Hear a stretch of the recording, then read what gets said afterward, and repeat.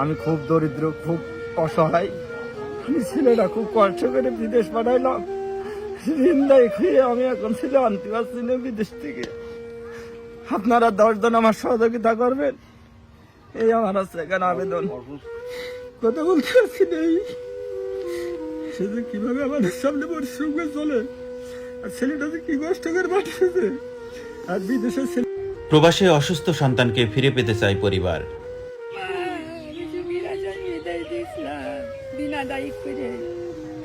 এখন আমার বাবা অসুস্থ, আমি আর চিকিৎসা করার টাকা গুছাতে পারছি না।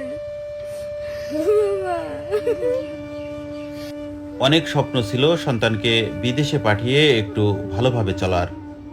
সহায় সম্বলহীন পিতা ধার দেনা এবং এনজিও থেকে লোন নিয়ে একমাত্র ছেলেকে গত 2 বছর পূর্বে মালয়েশিয়া পাঠিয়েছিলেন। তবে সেই স্বপ্ন তার স্বপ্নই রয়ে গেল। এখন মালয়েশিয়ায় অসুস্থ আছে, মেডিকেলে ভর্তি।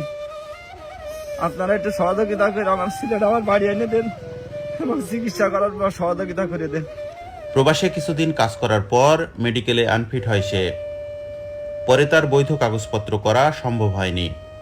উপায়ন্তর না পেয়ে সে অবৈধভাবে প্রবাসে বসবাস শুরু করেন। এর মাঝে হঠাৎ অসুস্থ হয়ে পড়লে রিপোর্টে তার কিডনিতে স্পট ধরা পড়ে। বর্তমানে মালয়েশিয়ার কেলাং শহরে এলাকার লোকজনের মাধ্যমে একটি হাসপাতালে চিকিৎসাধীন রয়েছে সে। বলছিলাম ঝিনাইদহ সদর উপজেলার হলিধানি ইউনিয়নের রামচন্দ্রপুর স্কুল অ্যান্ড কলেজ পাড়ার মোস্তফার ছেলে এনামুল হক হারুনের কথা। মোস্তফা একজন হতদরিদ্র মানুষ, ভ্যান চালিয়ে জীবিকা নির্বাহ করেন। এই অসহায় পিতার পক্ষে তার চিকিৎসা খরচ বহন করা সম্ভব নয়। সে তার সন্তানকে ফিরে পেতে চায়। মানুষ মানুষের জন্য। আসুন, আমি আপনি যে যা পারি তাই দিয়ে এই অসহায় পরিবারের পাশে দাঁড়াই। আমার আপনার অল্প সহযোগিতায় এই পরিবারের মুখে হাসি ফুটতে পারে।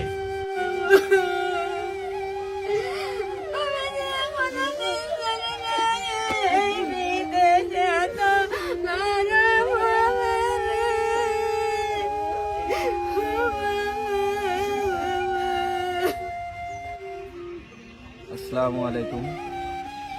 আমি খুব দরিদ্র, আমি ভ্যান চালিয়ে খাই।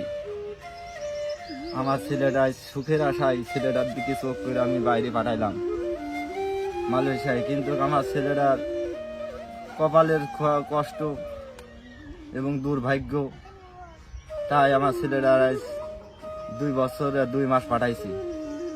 এর ভিতরে আমি যে খরচ করে দিনাদায়িত্বে পাঠাইছি এই টাকাটা আমার এখন পর্যন্ত আসেনি। যে ছেলেটা আমার হচ্ছে এখানে অবৈধ হয়ে গেল, যাওয়ার পরে মনে করো যে এখন একটা রোগ দেখা দিয়েছে। রোগ দেখা দিয়ে এখন কি হয়েছে? হ্যাঁ, কি হয়েছে? ওর কিডনিতে সমস্যা দেখা গেছে, পা ফুটেছে, মানে ওইটা হয়ে গেছে, ওই গা হাত পা ফুলেছে। খোলার পরে এখন এটা অপারেশন করা হয়েছে, করার পরে এখন সে মেডিকেলে আছে। তাই আমি তারে বাড়ি ফিরিয়ে নিয়ে আসবো এমন কোনো সামর্থ্য আমার নেই। আমি খুব দরিদ্রের ভিতরে আছি। তাই আপনারা সহযোগিতা করে আমার সন্তানকে আমার বাড়ি একটু ফেরে নিয়ে এসে দেন, আপনারা সহযোগিতা করি, এইটাই আমার চাওয়া। তাছাড়া আমার আর কিছু করার নেই।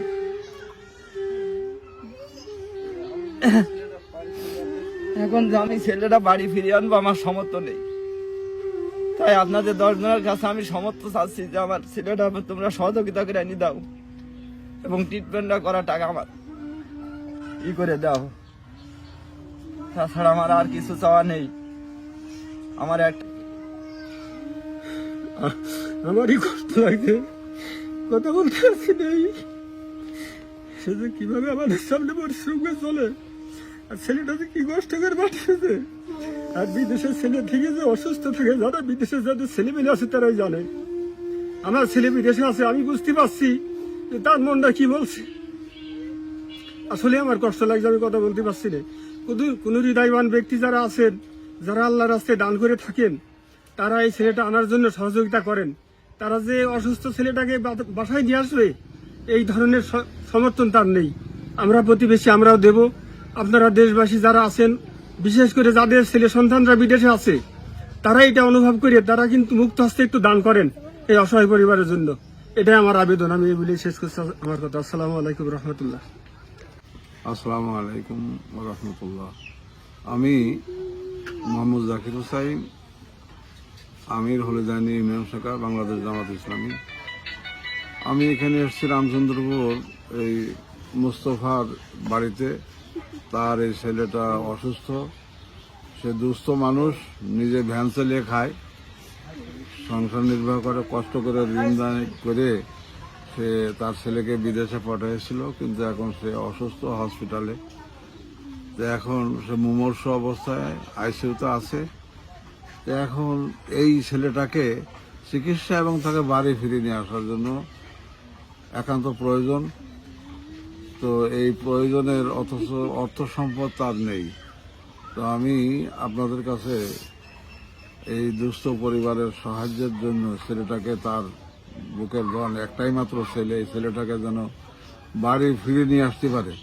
দেশ এবং বিদেশে যারা শুভাকাঙ্ক্ষী আছেন, এরা সকলেই আপনারা এই সার্বিক সহযোগিতা করার জন্য আমি উদাত্ত আহ্বান রাখছি। আসসালামু আলাইকুম রহমতুল্লাহ।